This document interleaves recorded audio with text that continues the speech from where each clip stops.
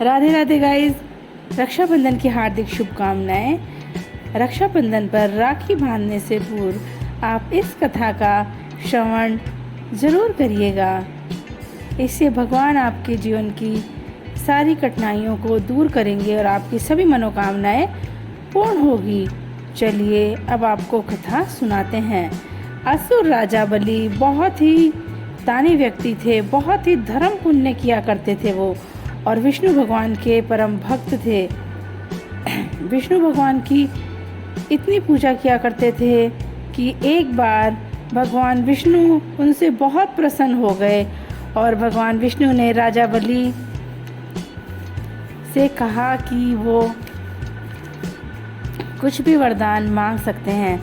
तब राजा बलि ने कहा कि भगवान आप मेरे साथ पाताल लोक चलिए और वहीं रहिए। भगवान विष्णु से पाताल लोक में ही ठहरने का आग्रह राजा बलि ने किया। तब विष्णु भगवान वैकुंठ धाम छोड़कर राजा बलि के साथ जाकर पाताल लोक में रहने लगे। यहाँ माँ लक्ष्मी बहुत अकेली पड़ गई, बहुत दुखी रहने लगी। वे भगवान विष्णु के बिना बहुत सुनी सुनी रहने लगी। उनका किसी काम में भी मन नहीं लगता था। उन्होंने बहुत कोशिश की, बहुत प्रयास किया विष्णु भगवान को वापस वैकुंठ धाम लाने के लिए, परंतु विष्णु भगवान नहीं आए। वे वचनबद्ध थे क्योंकि उन्होंने राजा बलि को वचन दिया था। तब एक दिन लक्ष्मी माता गरीब महिला बनकर राजा बलि के यहाँ गई और उन्होंने राजा बलि के सामने दुखी सा चेहरा बना रखा था। तब राजा बलि ने कहा कि आप इतनी उदास क्यों हैं, आपके जीवन में क्या कष्ट है। तब माँ लक्ष्मी ने कहा मेरा कोई भाई नहीं है। तब राजा बलि ने माँ लक्ष्मी को अपनी बहन बना लिया और कहा कि मैं आज से तुम्हारा भाई हूँ, और माँ लक्ष्मी से रक्षा सूत्र बंधवा लिया।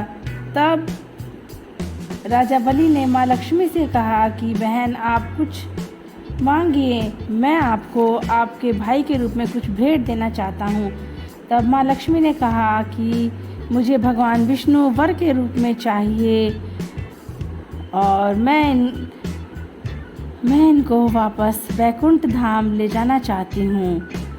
तब राजा बलि अपनी बहन को मना नहीं कर सके और उन्होंने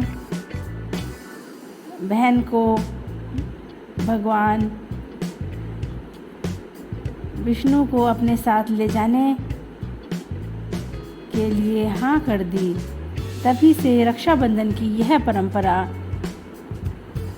चली आ रही है।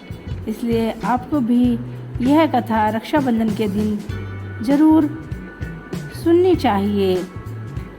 कहते हैं एक कथा रक्षाबंधन के विषय में और प्रचलित है। कहते हैं एक बार भगवान श्री कृष्ण की उंगली कट गई थी।